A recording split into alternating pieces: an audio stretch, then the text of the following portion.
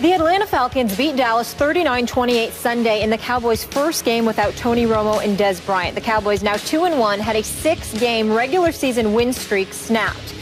It truly was a tale of two halves for the Cowboys' rushing attack, especially. Now look at these numbers.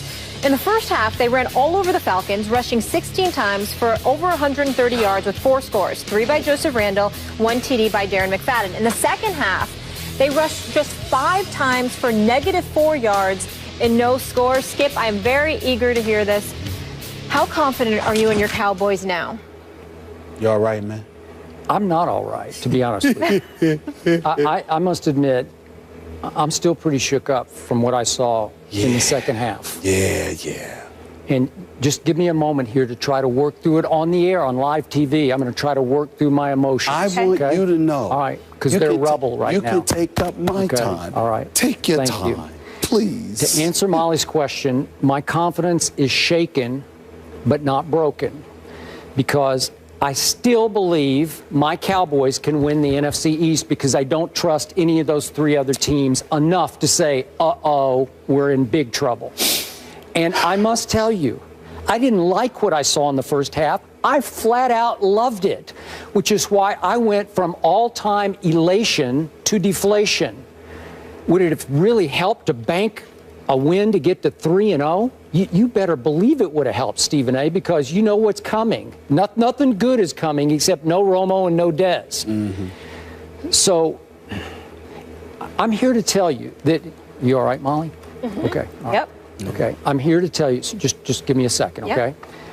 That in all my years of covering my Dallas Cowboys, or even watching them back to the time I was 10 years old, in all my years of covering the National Football League back to the 70s, I do not remember a single game I've watched in which a home team completely dominated the first half and then got even more dominated on their home turf in the second half. I've never seen anything quite like that. Mm-hmm. So when I look at Brandon Whedon's offense scored 28 in the first half, and Joseph Randle and Darren McFadden absolutely ran wild on the Atlanta Falcons. Mm-hmm. Are you kidding me? I'm taking that to the... No, I'm not taking it to the bank. At halftime, I cannot tell you how confident I was they could even win a shootout with Matt Ryan and Julio Jones. I'm thinking, hey, we could score 40 here. Maybe it'll take 45, but we're capable of doing it with this offensive line, which no-showed in the second half and got its golden tails kicked all the way back into the locker room by the Atlanta defense. Mm-hmm. -4 yards rushing in the second half. Again, you can't have it both ways because they did pretty much abandon the run, but after a while they didn't have any choice. So you can't condemn Brandon Whedon for not throwing the ball downfield because all any of us really wanted was for them to run the football in the second half and eat the clock. Mm-hmm. And I look at Brandon Whedon. Tell me this, if I told you on Friday that Brandon Whedon would go 22 of 26 for 232 with only 1 interception, I know it was a killer, but it was only 1, wouldn't you say, wow, that's pretty good. You got a shot. If I told you we would run the ball for 127 yards, wouldn't you say, hey, I don't know, that combination, that's pretty good. And we got blown off our own field. What happened to me? I thought, okay, let me just first say this. Matt Ryan to Julio Jones is a special connection right now to where they're going to do that to everybody they face because they've already done it to 3 teams. Mm-hmm. Remember Matt Stafford to Megatron the last 5 or 6 years? Nobody had any more confidence than Matt Stafford had in Megatron. He no longer has that confidence because Calvin's no longer Megatron, right? So we saw last night on Sunday Night Football, Matt Stafford's starting to look pretty ordinary to me, right? Okay, in this case, Matt Ryan, who I'm not the biggest fan of, is starting to look like Tom Brady because all he does is drop back and look for 11. Where's 11? Oh, I'll just throw it over there. It's triple coverage. Nobody cares. Just throw it in his direction, and he will go snatch it, and he will run with it. That's hard to deal with. And then, listen, you're going to scoff at this, but my sack leader from last year, Jeremy Mincey, wound up getting a concussion in the warm-ups at Philadelphia, or so he said. He played the Philly game. He practiced this week. Then at game time, they decided, we better hold you out. That's my sack leader from last year. Now, the Cowboys are down to their 4th right defensive end. Well, they got Matt Ryan one time. No defensive lineman got to him. Sean Lee got to him once. And speaking of Sean Lee, for a crucial stretch of the second half, Sean Lee got his lip busted and had to go get stitches, and he was gone for several crucial series in the second half. He's all I got left on defense, okay? And I told you Ronald Leary, my starting left guard, would play because they said all week he's going to play. He did not play yesterday. So now we're down to Lyle Collins, he's pretty good, but he's a rookie. So all of a sudden, it just cratered, just like it did last year at home against San Francisco and Washington on Monday Night Football. Remember that debacle? And then the Eagles on Thanksgiving night at Jerry World. Remember that debacle? This team can be terrible at home, but I thought off the first half that I liked what I saw. So I'm not going to give up. I'm going to still say my glass is barely half full, but the second half, listen, I was just reeling from it because my jaw stayed on the floor the whole second half. Go ahead. I want you to have more time. Because I need an answer to a particular question that I have not got from you, to be quite honest with you. And that beautiful soliloquy that you just put out there. Sean Lee's gone. Leary's gone. Mincy. He can't play the game. Yeah. Well, then why would you be upset? Because obviously they'll be back. What are you worried about? Because they were that close to banking a third win that they're going to need before this is over. Skip Bayless, usually you're fond of saying this. You know, Stephen A., sometimes I think I know you better than you know yourself. I do. Well, that works 2 ways. I you know, disagree. because we go back so long. Let me tell you what I'm hearing from Skip Bayless. I'm going to tell you what I'm hearing. I want you to pay attention to this, Molly. This is very, very important. I'm listening. You understand? Because Skip trying to hoodwink America. See, they don't know you how I know you. Let me tell you what's going on right now, Skip Bayless. You're nervous because you know. No. I'm not talking about nervous as in, oh, I don't have my horses.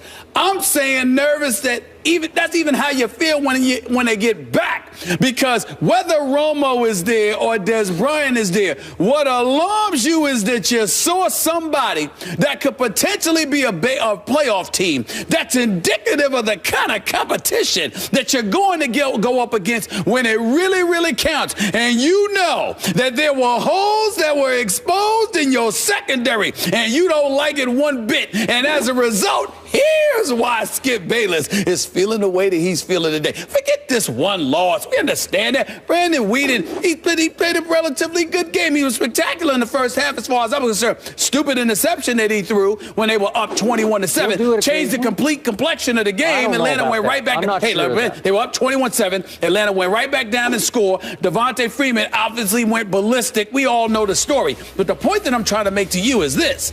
You recognize there's some holes in your secondary. You recognize, more importantly than anything else, like you started out saying, NFC East, fine.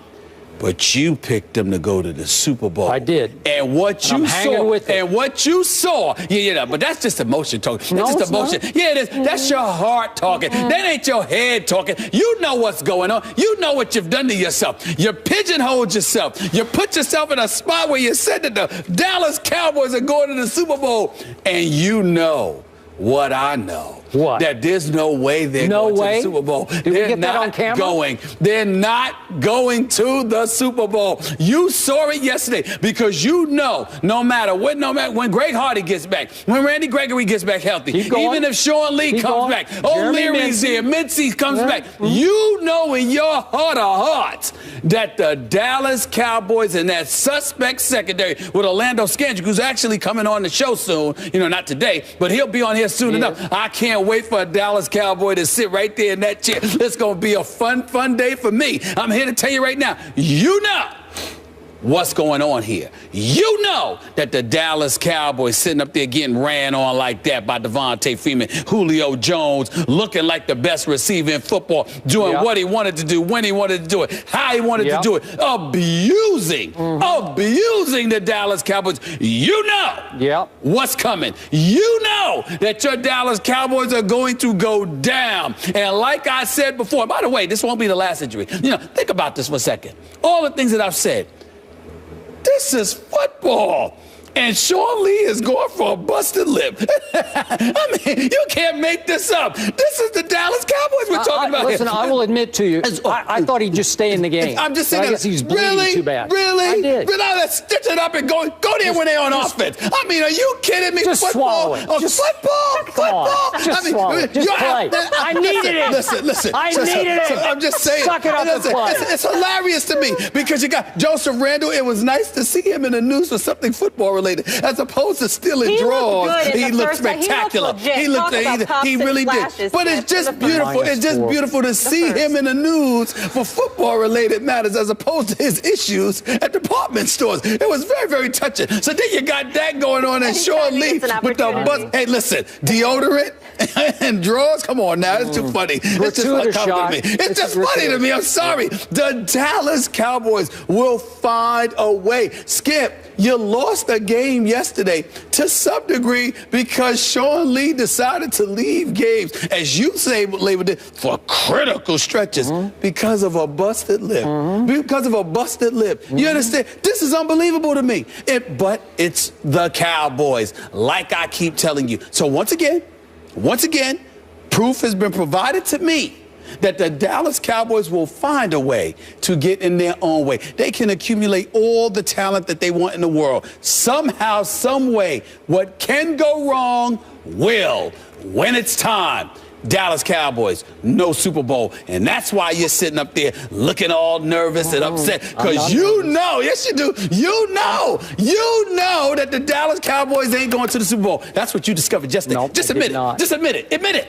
I told you I was flummoxed by what happened yesterday, and I still haven't recovered from yesterday. But all I care about now is what is coming back. Because if, in fact, Greg Hardy had been eligible to play yesterday, and Randy Gregory had been healthy yesterday, and Jeremy Mincey hadn't had some freakish concussion suffered in pregame warm-ups, hitting Ty Smith's helmet head-to-head, really?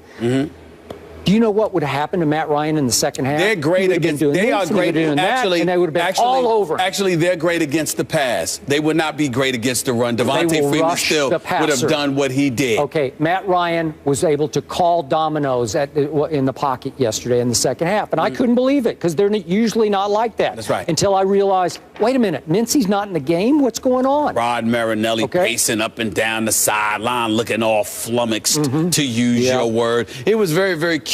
But once again, like I said, what really is revealing here in this segment, Skip Bayless is trying to gloss over the reality that he has finally discovered. Dallas ain't going nowhere this year. Yeah, they are. Dallas, they're going to playoffs like they did last year, and they're going to go home, just like they did last year. That's all that's going to happen. That's all you saw. That's all you saw. I'm pleased. I'm very pleased. What are they now? Are they 0-3? No. No, they're 2-1. Do they have 2 division wins banked? Yes. Yes, they do. Yes, they do. Did they come very close to banking another game and go to 3-0? Yes, they did. Right? Now they have to go to New Orleans on Sunday Night Football. And they'll win that game, probably. Luke McCown, right? They should beat Luke McCown. Who knows if they should beat Luke McCown. I don't know. Luke McCown was really good. He really looked impressive. Yesterday. He really looked good. I was very impressed. It took an all-time great catch of an interception by Josh Norman to save the game. So are they legit? But I don't believe in Rob Ryan's defense. I believe that when it's time for them to sink, they will. They're sort of like the Dallas Cowboys, except it's just on defense.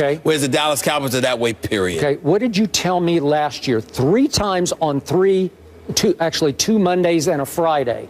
You came in here and said Cowboys ain't going nowhere after they stunk up and laid an egg in their home opener against the 49ers. You said, would you get them out of my sight? I'm sick of talking about them. Then what happened after the Monday night game, so it was actually a Tuesday show, right, against the Washington Redskins, when they blitzed Romo silly and knocked him out of the game, remember that? And the offensive line looked like a sieve, remember that? And you said, Cowboys ain't going nowhere. And then Thursday, the Thanksgiving game at home against Mark Sanchez, he ran and threw wild on them that day. Remember that? And on Friday, you sat right. We were actually both in New York City, but you said they ain't going nowhere. And where did they go? They almost got to the Super Bowl. That's where they almost went. I'm sorry. My definition of almost is when you're in the conference championship game. My definition of almost it was a catch. My definition of almost is not applicable. Was it a catch? Well, no, Yes, you said it was a catch. It was. My definition of almost is applicable to the NFC championship game. It doesn't qualify for the divisional playoff game. That's number one.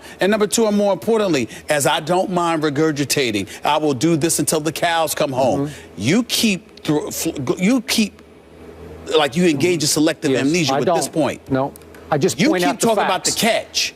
Yeah. How much time was left? It was just about done. No. How much time? I don't know. It was a couple of minutes. Yeah, but he was a couple of hurt. minutes. Tell me. He was hurt. I believe. Yeah, and he was still doing that. That's right. He remembers everything, but you don't remember that. It's just funny. It's just funny. You forget that, but that's okay. My point to you is this. Monday show I am of the 6 years belief. ago. I never once said that I did not think it was a catch. What I said was, I didn't care. It didn't matter because that would have given Aaron Rodgers the ball with enough time to do damage, and he would have. That is what I said. On one leg, by the way. By the way, I'm glad you reminded me of that. He beat hurt. The Cowboys on one leg. He was hurt. On one leg. Yeah, because the refs took the game away. On one leg. It was the crime of the century. Walking like my boy Cardell, sitting up in there throwing touchdown passes. Yep. That's what happened. They had already won at Seattle in the regular season. They would have gone right back, and they would have won again and been in the Super Bowl. And this year, they will right the wrongs as they start getting healthy and start getting their reinforcements in. Watch what starts to happen. I'm just telling you, keep in mind, the regular season and all stuff, I've already conceded that the Dallas Cowboys are going to the playoffs. I said that before even when we made our preseason predictions.